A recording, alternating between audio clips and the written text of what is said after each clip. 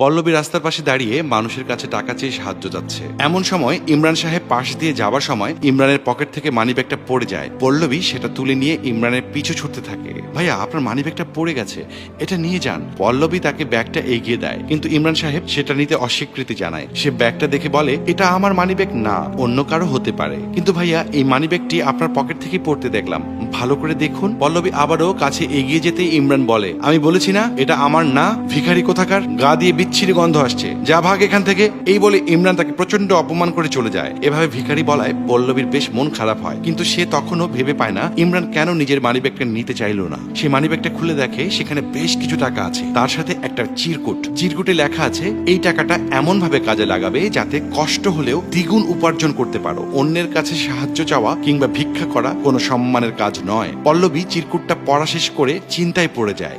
সে কি এমন কাজ করবে যেখান থেকে টাকা উপার্জন হবে?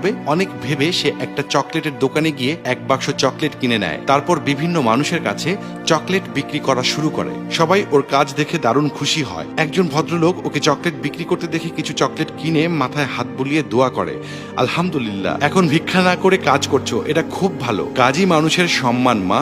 সারাদিন পল্লবীর বেশ কিছু টাকা লাভ হয়। সে নিজের অবস্থাটা বুঝতে পারে, কিন্তু মনে মনে সে ইমরান সাহেবকেই খুঁজতে থাকে। পল্লবী আরো ভালো কাজের জন্য খাবার ডেলিভারিতে যোগ দেয়। একদিন খাবার ডেলিভারি দিতে গেলে কাস্টমার তার হাতে টাকা দিয়ে জিজ্ঞেস করেন, আপনি খাবার ডেলিভারির কাজ করছেন? পল্লবী হেসে জবাব দেয়, কি করব ভাইয়া, ভিক্ষা করার চেয়ে কাজ করে খাওয়াটাই তো অনেক ভালো। কাজের সাথে সম্মান আর ভালোবাসাও পাচ্ছি। কাস্টমার বেশ খুশি হন। তিনি পল্লবীকে বলেন, বাহ, মেয়েরাও মানুষের বোঝা না হয়ে কাজ করে জীবন চালাচ্ছে, ব্যাপারটা দারুণ। এভাবেই প্রায় 1 বছর কেটে যায়। একদিন ইমরান একটা টেইলার্সের দোকানে এসে একজনকে বলে, ভাই, মেয়ের জন্মদিনে খুব সুন্দর একটি ড্রেস আমি উপহার দিতে চাই। তখন সেই ছেলেটি বলে, স্যার, ডিজাইনের ব্যাপারটা ম্যাডাম জানে, ওনার সাথে কথা বলুন। ইমরান কথা বলার জন্য এগিয়ে যায়। পল্লবী পিছন ফিরেই তাকে দেখে চিনে ফেলে। স্যার আপনি?